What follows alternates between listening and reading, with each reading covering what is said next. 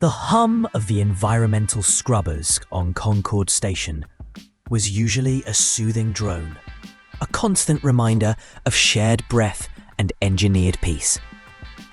Today, it felt like a low growl, a predator's rumble beneath the polished floor plates of the diplomatic chamber. Ambassador Kaylin Vance, a human of quiet strength and observant eyes, stood at the central holotable. His blue-trimmed tunic, the standard of the Universal Peacekeeper Corps, was a splash of calm against the agitated forms of the alien delegates. Before him, the high Strategos Raxus of the Valgor Dominus flexed his clawed digits, the sound a series of sharp clicks against the polished durasteel table. Raxus, a towering reptilian, his scales a mosaic of deep greens and obsidian, exuded an aura of ancient, unyielding might. His species believed in strength as the ultimate arbiter, and diplomacy was merely the preliminary skirmish. Across the table, the collective speaker Thran of the Cygnian hegemony shifted its 6 multi-jointed limbs, its compound eyes, a kaleidoscope of iridescence, fixed on Kaylin. The Cygnian were an insectoid race, their every decision governed by cold, precise logic, their efficiency matched only by their territorial ambition. The dispute, as it had been for cycles, concerned the Meridian Nexus, a newly charted star cluster brimming with untraceable exotic matter and rare element veins. The Valgor claimed it by ancestral right, citing ancient charts. The Cygnian asserted proprietary rights through sophisticated preliminary survey data. Kaylin Vance had spent the last 3 standard years mediating, gently nudging, and tirelessly seeking a compromise that would benefit all galactic citizens, not just the 2 belligerents.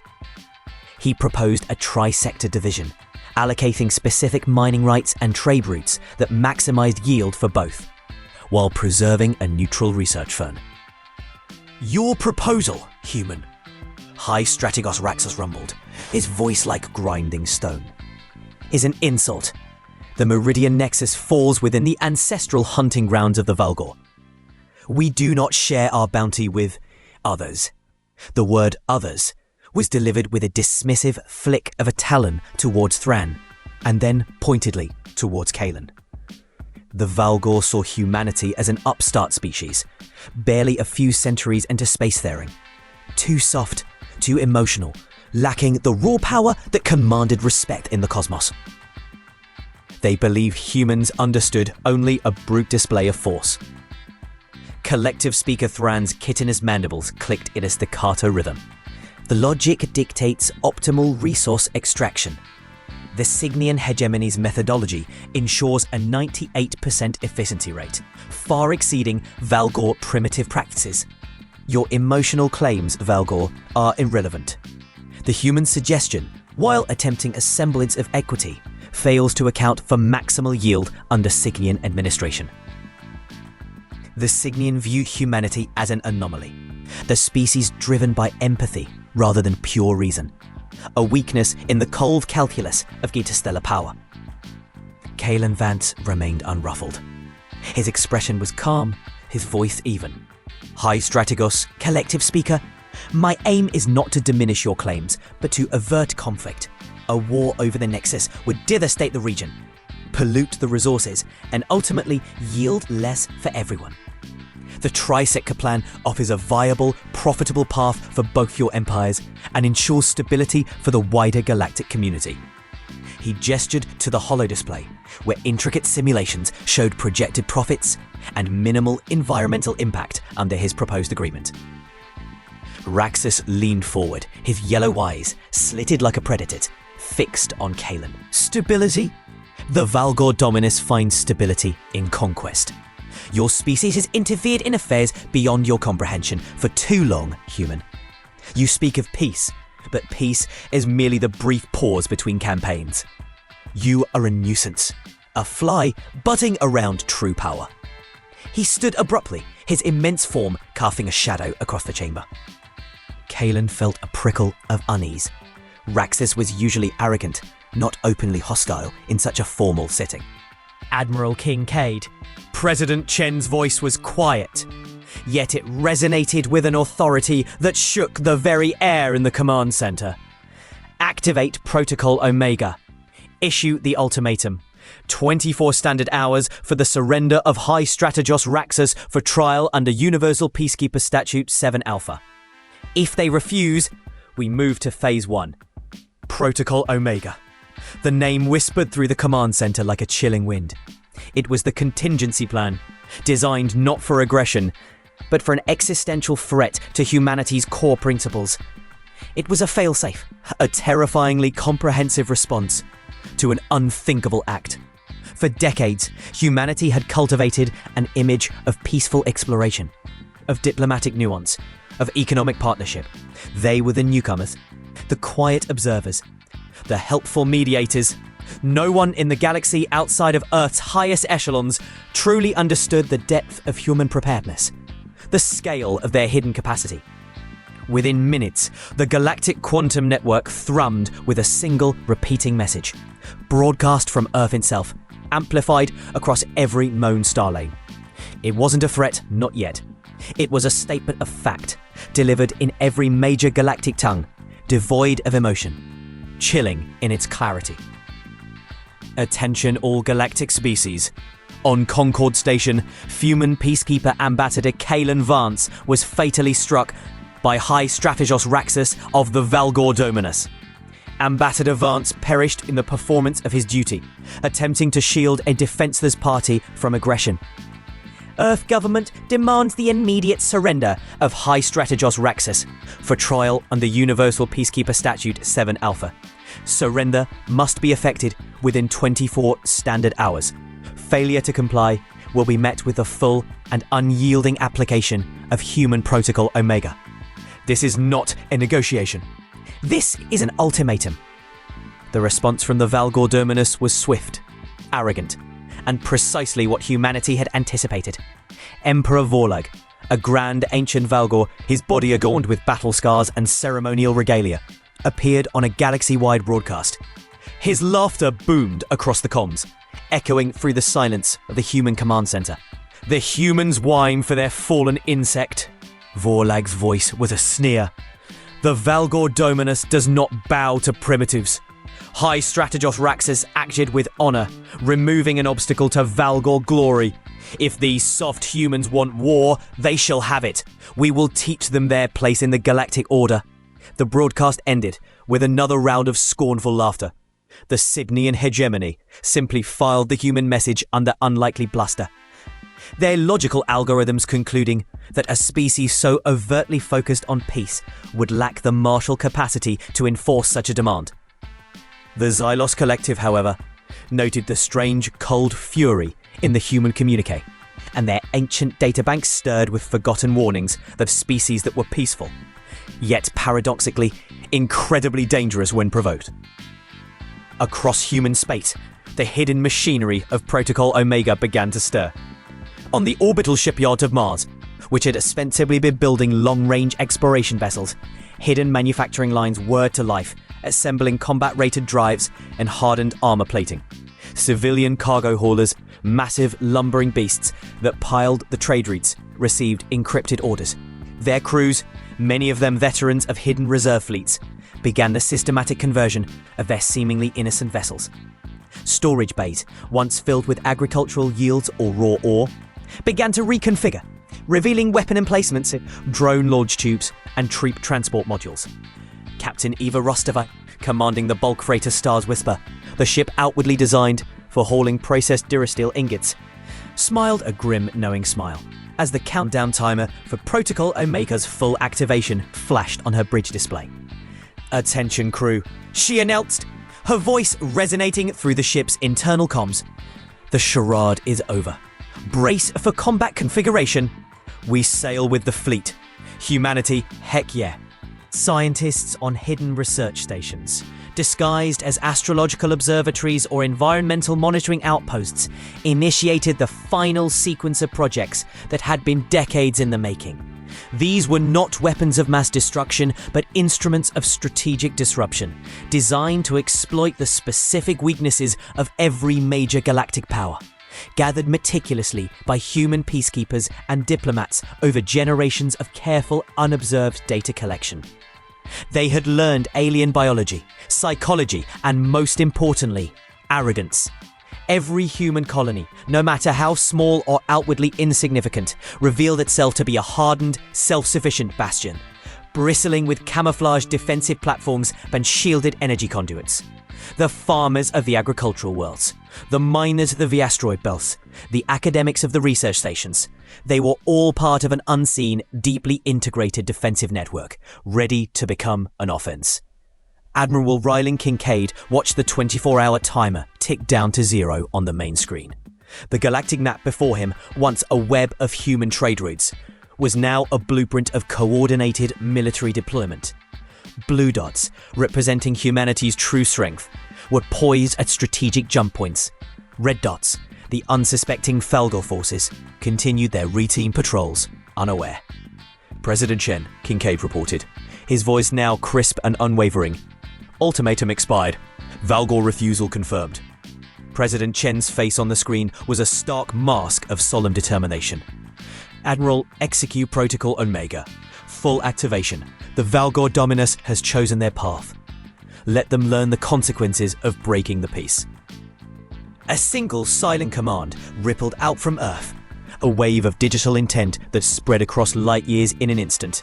The galaxy, arrogant in its ancient ways, was about to discover what truly happened when a human peacekeeper, one of humanity's finest, fell to an unprovoked act of aggression.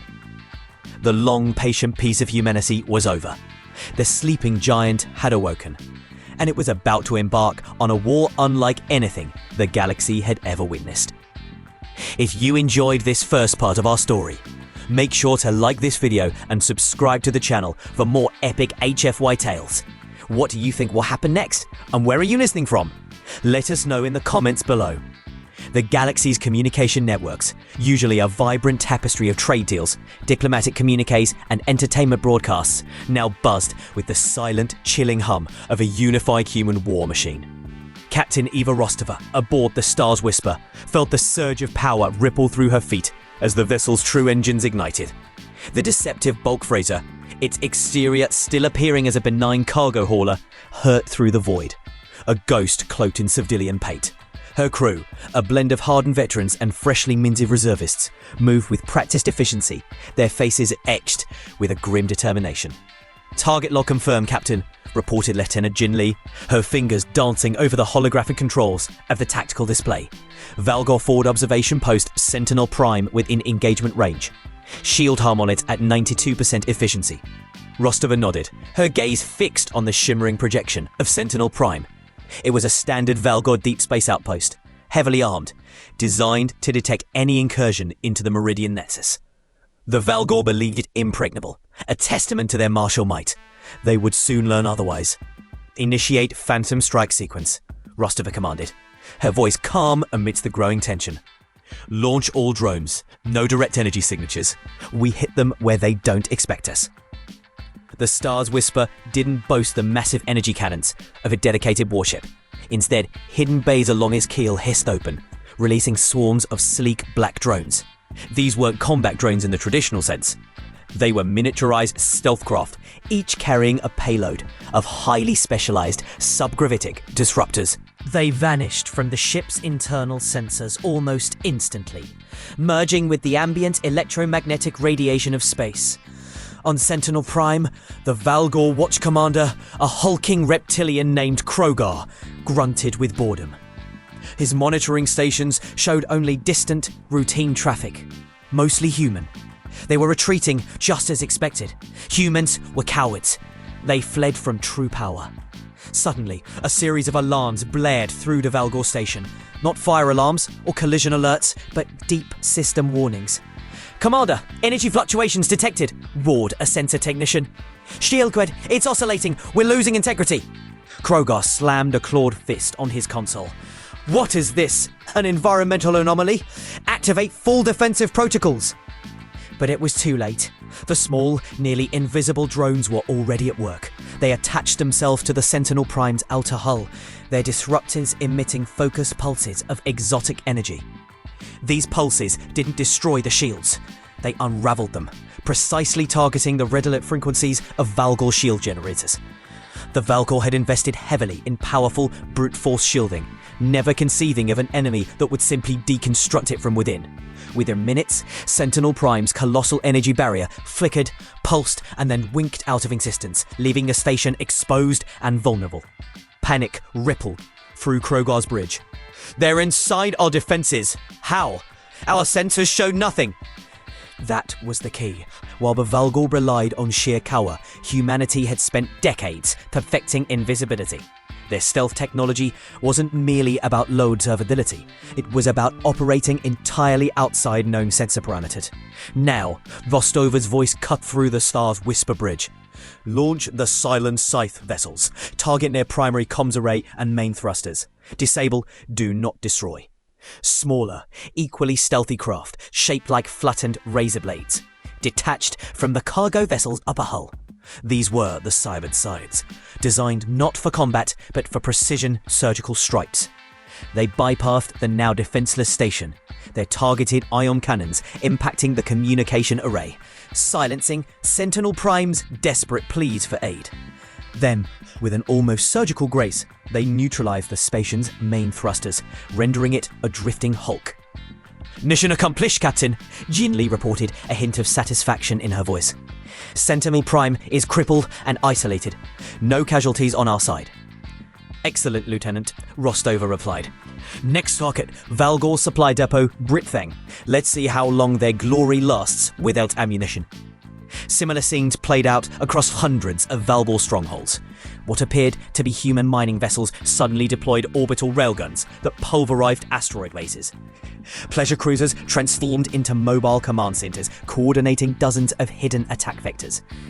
Even seemingly abandoned human outposts, long thought to be economic failures, revealed themselves as hardened forward-operating bases, launching waves of advanced fighters and long-range bombardments. Emperor Vorlag, on his throne world of Vargos, watched the reports filter in, his immense form trembling with a growing rage. "This is chaos! Our forces are being harassed by ghost ships.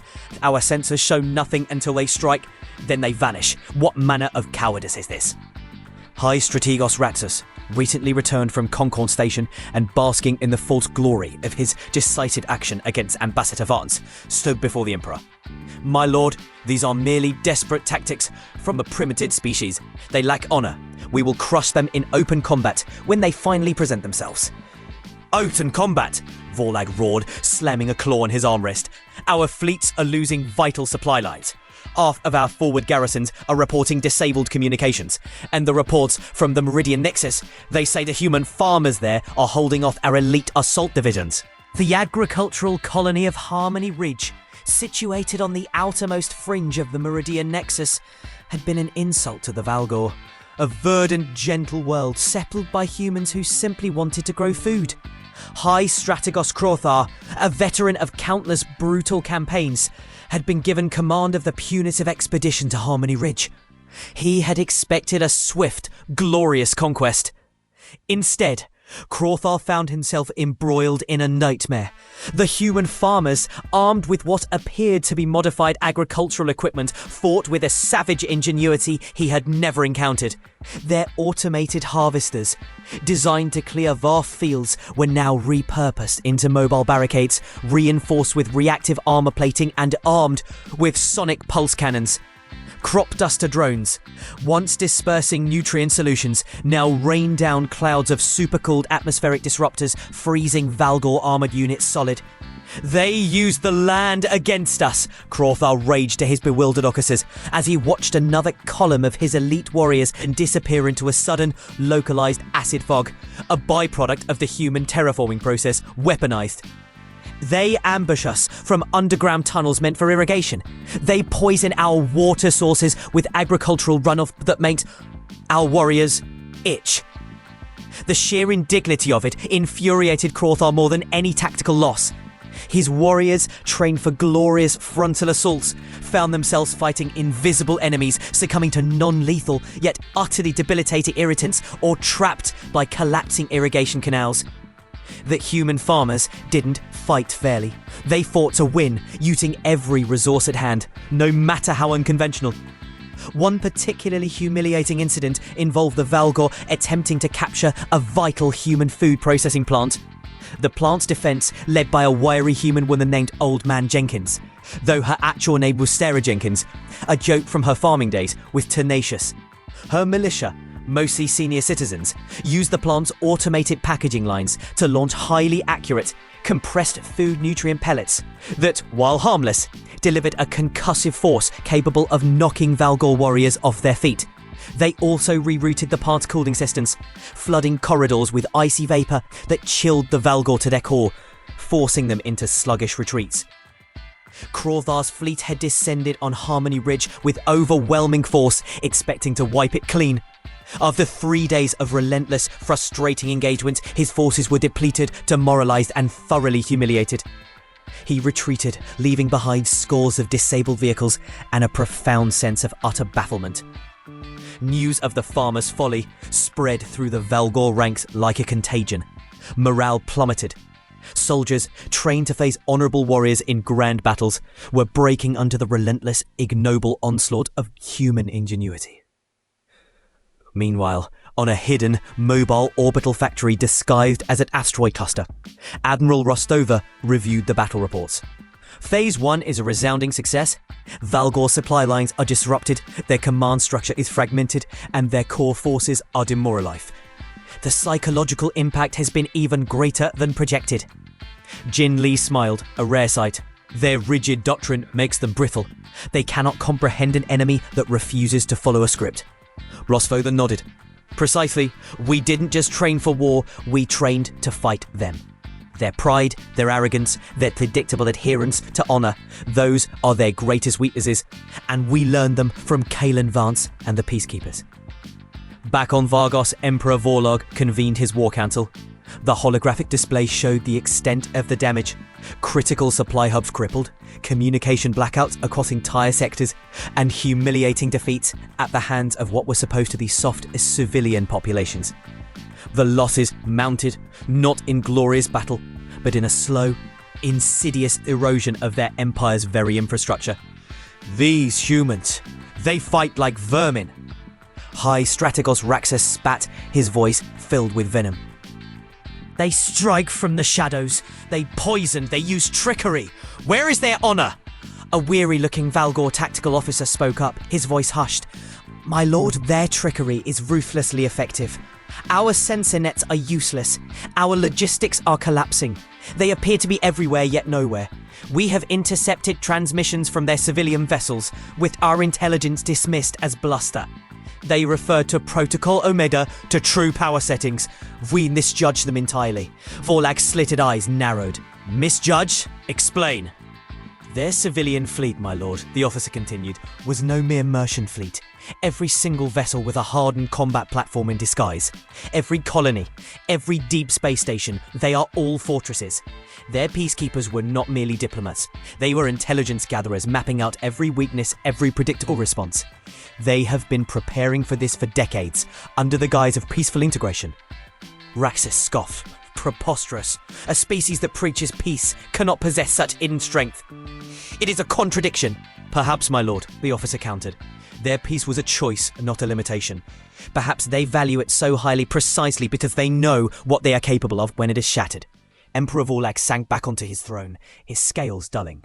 The laughter, the scornful pronouncements he had made, barely a few cycles ago, now echoed in his mind, hollow and mocking.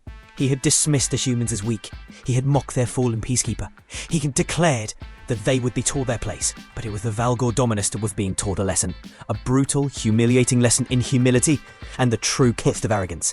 The humans were not fighting a war of conquest. They were fighting a war of consequences.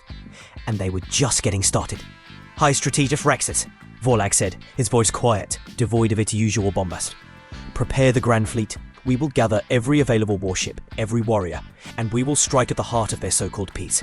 We will hit Earth itself. Only then will this barbarism cease. Raxus bowed, liquor up his old arrogance returning. A direct, open assault. That was what the Valgor understood. That was where they would reclaim their glory.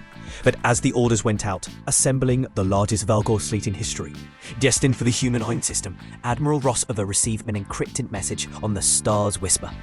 It was from President Chen herself. Admiral Rostova, Valgor's strategic intent confirmed. They are massing for a full-scale assault on Earth. Protocol Omega Phase 2 is greenlit. Begin activation of Fortress Prime defenses. Rostova's grim smile returned. Fortress Prime was not a single installation. It was an entire star system, Earth's home, redesigned over centuries to be an impenetrable bastion. The Valgor believed they were sailing into a glorious final battle.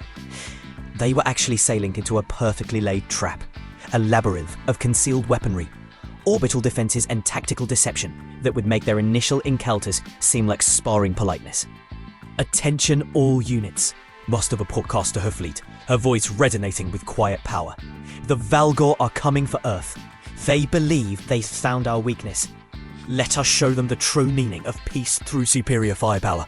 Humanity, heck yeah.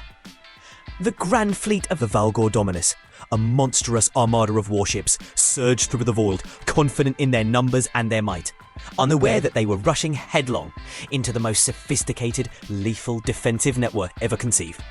The true test of human strength was about to begin. If you are captivated by humanity's ingenuity and grit, make sure to like this video and subscribe.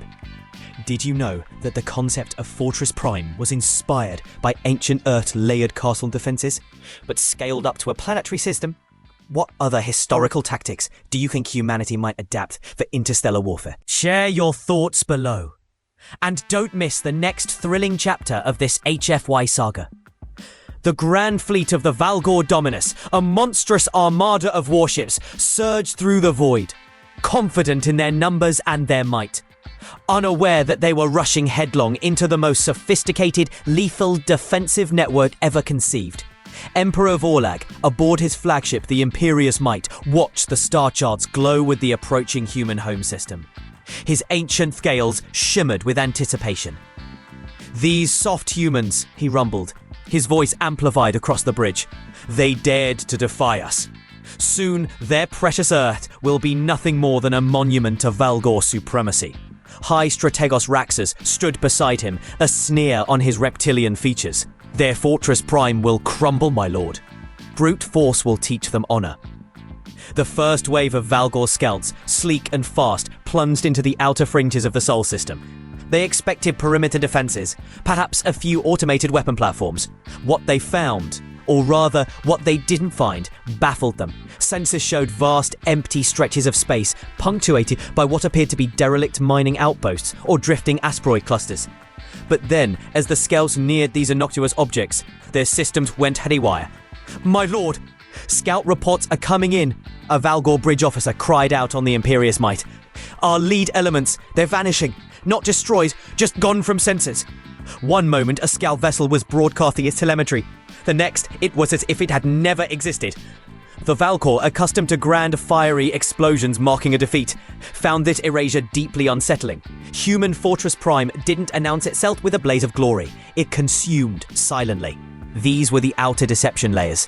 What the Valgor sensors registered as abandoned outposts were actually heavily cloaked, repurposed civilian deep space stations, now acting as distributed nodes for a system-wide energy siphon. They didn't fire weapons. Instead, they emitted precise counter-frequency pulses that destabilized Valgor ship systems, particularly their sensor arrays and FTL drives. A Valgor scout ship, thinking it was maneuvering around a harmless asteroid, would find its thrusters flickering, its shields collapsing, and its communications dying, leaving it stranded and blind. Then, from the very empty space around it, came the true defense. Swarms of automated silent drones, no larger than a Valgor's head, which attached themselves to vital systems and simply disassembled the vessel, piece by microscopic piece, until nothing remained. They were not defeated, but recycled efficiently. "Impossible!" Vorlag roared, slamming a clawed fist against his command console. "How can ships simply cease doing fist? Is this some human trickery?" Raxus, though visibly shaken, maintained his bravado. "They fight like cowards, my lord. They refuse to engage. We must push through this stench of dishonorable tactics." The Grand Fleet advanced, massive capital ships sweeping through the outer layers. their primary cannons unleashing torrents of destructive plasma into the empty void, hoping to strike unseen targets. It was like swatting at phantom flies. The Valgor wasted immense amounts of energy, their formidable weaponry hitting nothing but the vacuum. As they pushed deeper, the Sol system began to twist around them. Planetary orbits, once predictable, seemed to shift slightly. Asteroid fields, once clearly mapped, reformed once into impossible labyrinths. These were the kinetic manipulation fields, powered by Jupiter's vast magnetic field, subtly guided by human engineers on concealed stations. They didn't directly harm the Valgor ships, but they exerted minute, disorienting gravitational tugs, subtly altering trajectories, pushing ships towards hazardous anomalies or away from their intended vectors. Navigation reports extreme anomalies. A Valgor officer reported, his voice tinged with panic. Our course calculations are failing. We are being shunted off axis. Valgor vessels, designed for straight-line brute force maneuvers, found themselves struggling to maintain formation, burning precious fuel as they fought against an unseen current. Their precision bombardments went wide. Their coordinated attacks devolved into confused, scattered fires. They were being funneled, systematically, into specific regions of space, narrow corridors where the true, lethal traps lay waiting. One such corridor was a seemingly innocuous gas cloud, a nebula that had always been charted as calm and uninteresting. The Valgor fleet entered it, seeking cover from the disorienting kinetic fields. Instead, the nebula erupted into a localized, supercharged plasma storm. Not a natural phenomenon, but a controlled environmental weapon. Human orbital stations, disguised as gas giants' moons, had been slowly, subtly introducing exotic particles into the nebula for decades, waiting for this moment. When the Valgor entered, precisely timed energy pulses ignited the particles, turning the cloud into a raging inferno of superheated gas and electromagnetic interference. Valgor shields, designed for direct energy impacts, struggled against the omnidirectional assault. Hull plating melted, internal systems fried, ships weren't destroyed instantly, they were cooked alive, their crews suffering agonizing ends as their life support failed and their vessels became searing, hot sarcophagi. Emperor Vorlag watched from the imperious might, his jaw clenching. "This is not a battle," he roared. "This is a betrayal of the cosmos. They violate the very fabric of space." High Strategos Raxus, his face pale beneath his scales, stammered, "My lord, our intelligence, it was wrong. Their peace, it was a veil for something unimaginable." The human fleets, when they did appear, did so in short, brutal bursts. They didn't engage in prolonged dogfights. Small squadrons of human vessels, often disguised as the very asteroids or gas clouds the Valgor were navigating, would materialize from seemingly nowhere, launch devastating, targeted attacks at command vessels or logistical hubs, and then vanish before the Valgor could even lock on. These were the Wraith fleets, built from components manufactured by mobile fabrication facilities hidden in gas giant rings or asteroid belts, appearing and disappearing with impossible speed. The psychological impact on the Valgor forces was profound. Their rigid, honor-bound training had not prepared them for an enemy that seemed to defy the laws of physics. Their communications were choked with reports of ghost ships, demonic storms, and worlds that fought back. Morale, once soaring with arrogant confidence, plummeted to despair. Valgor warriors, conditioned to perish gloriously in battle, found themselves perishing from suffocation in an invisible gas, or being dissolved by a weaponized asteroid, or simply watching their ships disintegrate with no visible enemy. It was an ignoble, terrifying end. Admiral Rostova, now commanding a squadron of fully converted heavy cruisers that had once been deep space passenger liners, observed the chaos from the edges of the plasma storm. Her voice, calm and clear, cut through the comms. "Valgor forces are entering Sector Gamma 9. Initiate Serpent's Coil Protocol." Sector Gamma 9 was not empty space. It was Saturn's ring system, thoroughly repurposed. What the Valgor saw as glittering ice and rock were actually millions of automated, hypervelocity kinetic impactors, meticulously choreographed and ready to unleash a barrage of lethal debris. Interspersed among them were cloaked orbital defense platforms, disguised as moonlets, carrying long-range, non-lethal sonic cannons that shattered Valgor sensor arrays, leaving their fleets blind and deaf. The Valgor pushed on, their numbers significantly reduced, but their Emperor's pride still driving them forward. They believed that once they reached Earth, the fight would become a conventional engagement, a glorious battle where their superior numbers and martial prowess would finally win. They were gravely mistaken. As the remnants of the Grand Fleet breached Earth's immediate orbital sphere, their sensors lit up with a breathtaking spectacle. Earth was not just ringing by static defensive platforms. It was alive with them. Entire moon-sized structures, previously believed to be barren rock or research outposts, now shifted and revealed colossal energy projectors, not for offensive fire, but for defensive manipulation. "My lord, incoming energy fluctuations." A Valgor officer screamed, his voice raw with fear. They're creating a barrier, not a shield, something else." What the Valgor witnessed was the true culmination of Fortress Prime, the planetary-scale energy redirection system. It was not a conventional shield designed to absorb or reflect energy. It was designed to redirect.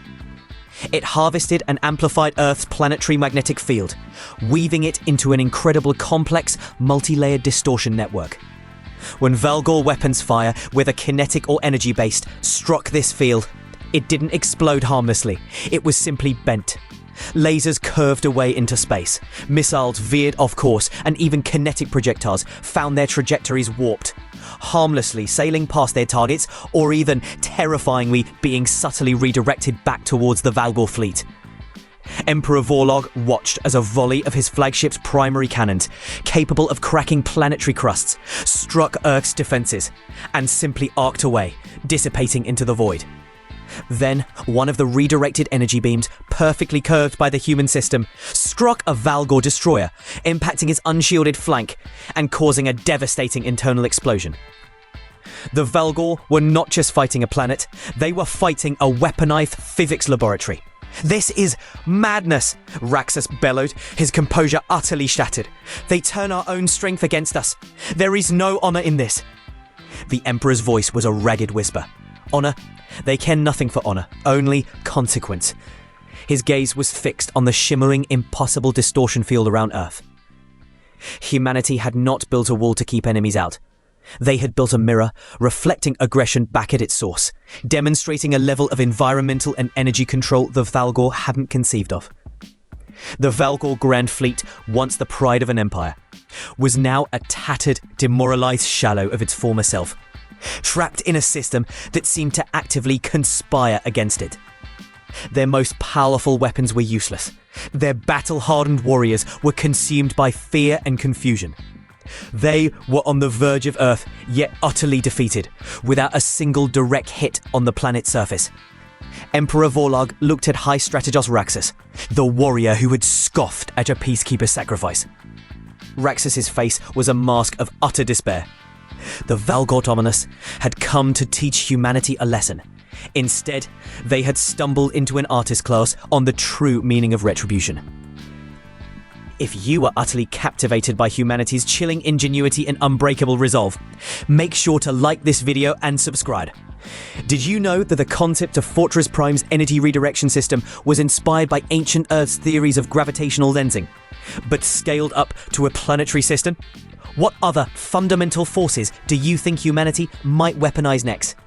Share your mind-bending thoughts below and don't miss the stunning conclusion to this HFY saga. The Valgor Grand Fleet, once the pride of an empire, was now a tattered, demoralized shadow of its former self, trapped in a system that seems to actively conspire against it. Their most powerful weapons were useless. Their battle-hardened warriors were consumed by fear and confusion. They were on the verge of Earth, yet utterly defeated, without a single direct hit on the planet's surface. Emperor Vorlog looked at High Strategos Raxus, the warrior who had scoffed at a Peacekeeper sacrifice. Raxus's face was a mask of utter despair. The Valgor Dominus had come to teach humanity a lesson. Instead, they had stumbled into an artist class on the true meaning of retribution. And the final crushing blow was yet to come. A new transmission pulsed the command channels, originating from a human vessel, one of the hidden heavy cruisers that had once been a civilian passenger liner. Admiral Rostover's face appeared on the Imperious Might's main view screen, her expression grim, unyielding. "Emperor Vorlog," she began, her voice calm but resonant with an unspoken power. High Strategos Raxus, your aggression against Kalen Vance, a human peacekeeper, has led your empire to the brink of eradication. Your fleet is shattered.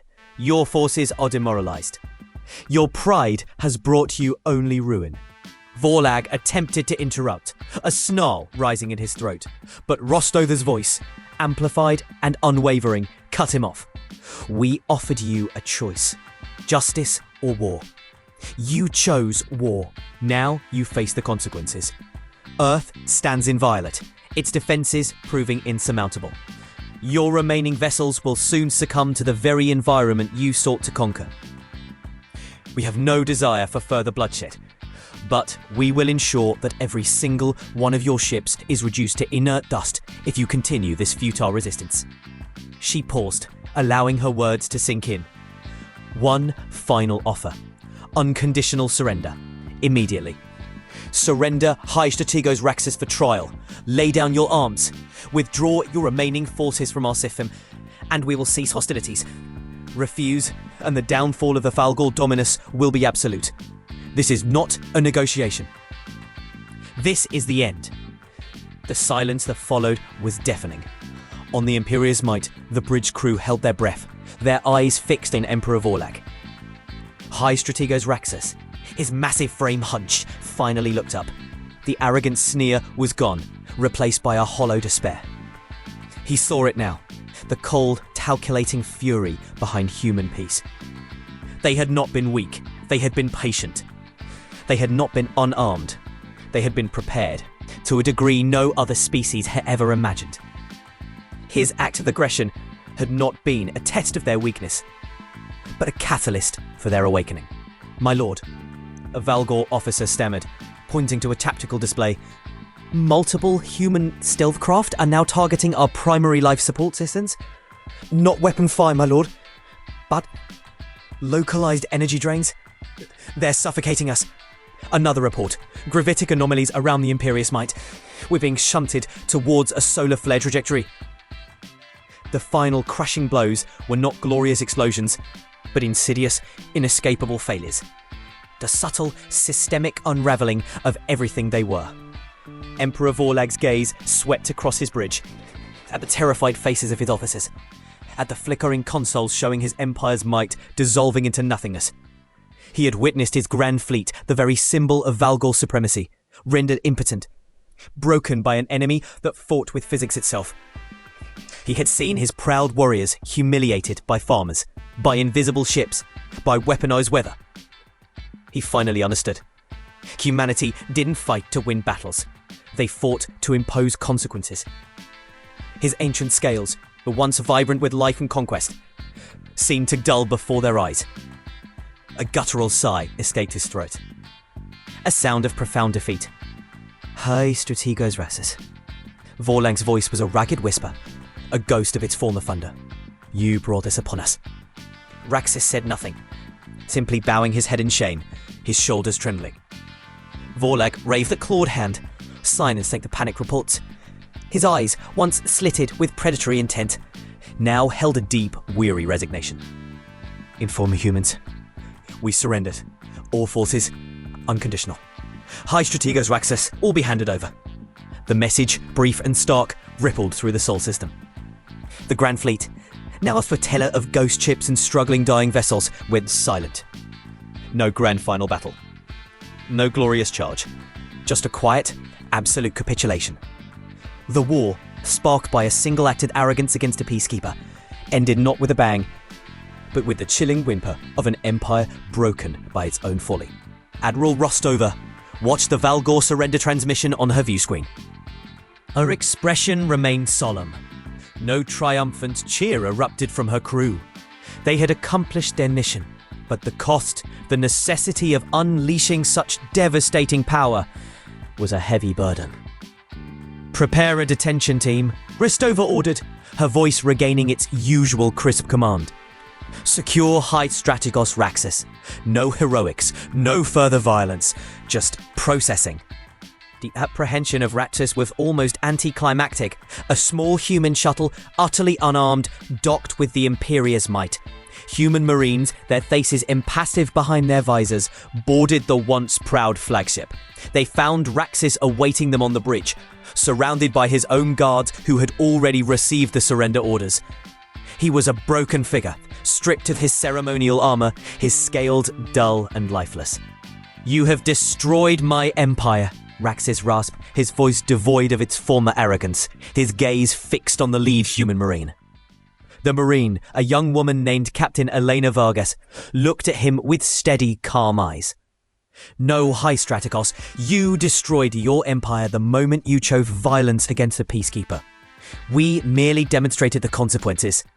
3 standard weeks later, the galaxy watched.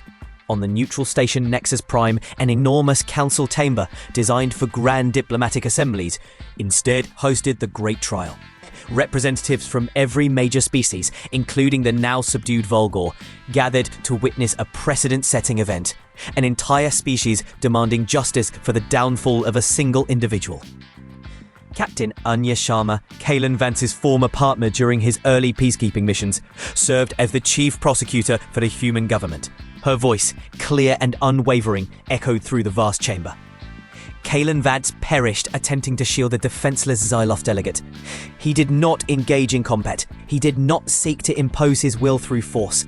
He exemplified the very principles he dedicated the life to: peace, justice, and the protection of the innocent. Sharma presented evidence, the unedited footage of Raxus's unprovoked aggression, intercepted Volgor communications revealing his contempt for human peacekeepers, and the chilling arrogance of Emperor Vorlag's initial refusal to surrender him.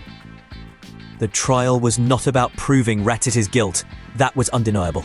It was about explaining why humanity had responded with such overwhelming force.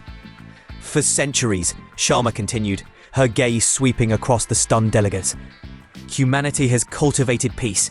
We have explored, learned, and mediated. We gathered intelligence, yes, but not for conquest. We mapped your societies, your biologies, your technologies, not to exploit, but to understand, to prevent the very conflict we have now endured. She paused, her voice hardening. We believed that if we truly understood the galaxy, we could foster a lasting peace. But the Volgor Dominus, through High Strategos Raxus, mistook our patience for weakness, our diplomacy for cowardice. They chose to strike at the very heart of what we stand for. They chose to eradicate a man whose life was dedicated to preventing this war. And so, we were forced to show them the true cost of that choice. Collective Speaker Fran of the Signian Hegemony, who had witnessed Kalen's sacrifice, testified next. The human Vance acted with illogical selflessness. His final act was an empirical demonstration of their species' unique moral calculus. His protection of Elder Prisma was an anomaly we could not compute. We now understand this anomaly to be a profound strength. Even Emperor Vorlag, his ancient form showing the heavy toll of defeat, was compelled to testify. His appearance, so diminished from his former bombast, shocked many. I believed humans were weak, Vorlag admitted, his voice raspy, because they spoke of peace rather than conquest. I believed their focus on diplomacy signified a lack of martial spirit. I was wrong. Terribly wrong. They are not merely strong, they are terrifyingly efficient.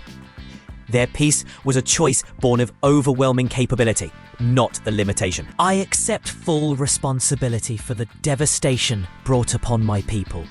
My pride led us to this ruin. He offered a formal apology to the human government and the memory of Kalen Vance. High Strategos Raxus was found guilty of murder, crimes against galactic peace, and instigating a conflict that led to immense suffering. His sentence was not annihilation, as many expected.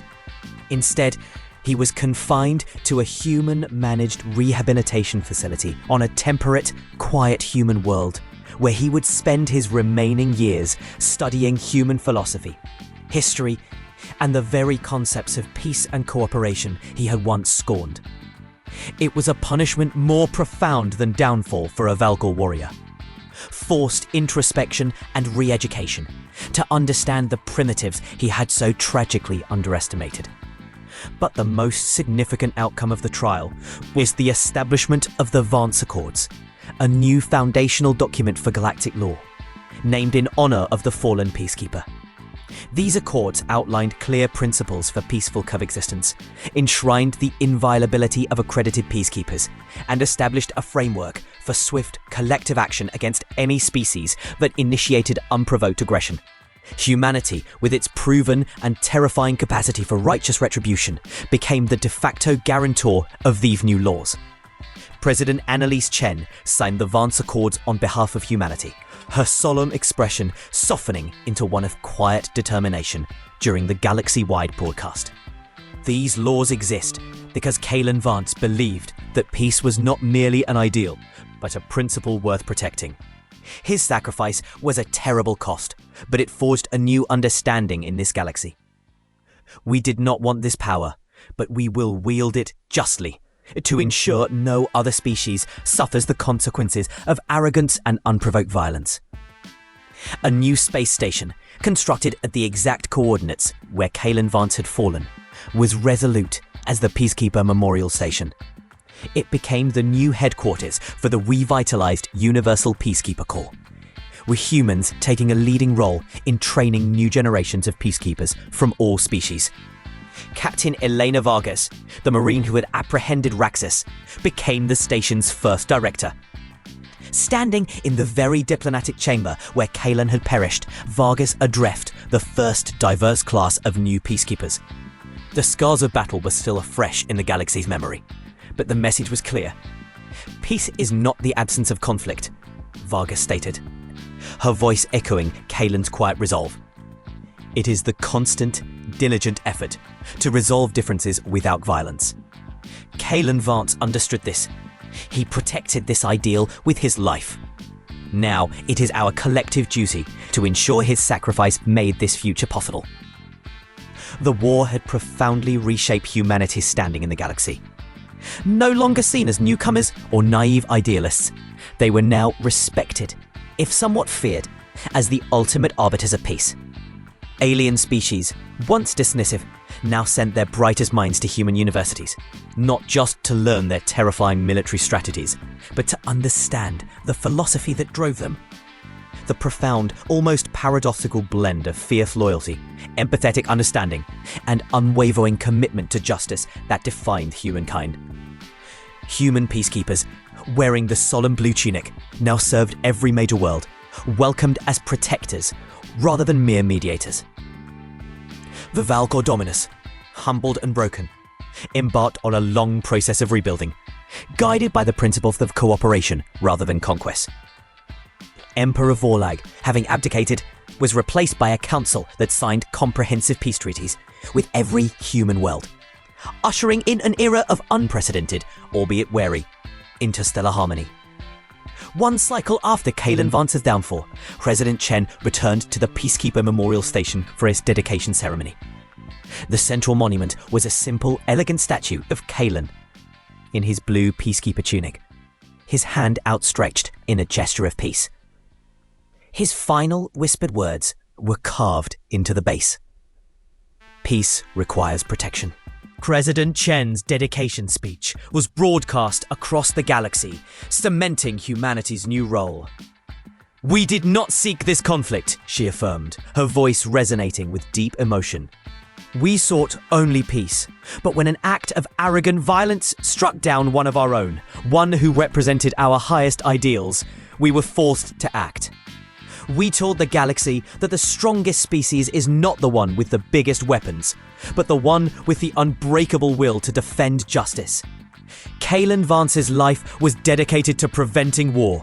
His sacrifice, though tragic, ensured a new peace for generations to come." The ceremony concluded with the reading of Kalen Vance's personal journal. His final entry, penned the night before his tragic end, was stark in its simplicity. "Tomorrow's mediation will be difficult, but I believe both sides desire peace deep down. Sometimes that's enough. Sometimes good intentions and tireless work can avert disaster. I hope I am right. Kalen Vance had been wrong about preventing that particular conflict, but his actions and humanity's uncompromising response to his downfall had forged a new galactic order, one where peace was not a given, but a fiercely protected right. In the end, His sacrifice had accomplished precisely what he had always worked for. A galaxy where the strong understood that true power lay not in preying upon the weak, but in protecting them. Humanity, the quiet newcomers, had etched their principles into the very fabric of the cosmos, a beacon of righteous might, forever standing vigilant. And as the last echoes of the dedication ceremony faded, the vastness of the galaxy remained. New star systems to explore, new challenges to face. The scars of war would heal, but the lesson learned by the cosmos of humanity's unyielding resolve would endure. What new tests would arise for the Galactic Protectors? Only time would tell. If you were gripped by this epic conclusion and humanity's powerful journey, make sure to like this video and subscribe to the channel for more thrilling HFY stories. What was your favourite moment from this entire series? And what kind of challenges do you think humanity will face next as the galaxy's new protectors? Share your thoughts in the comments below.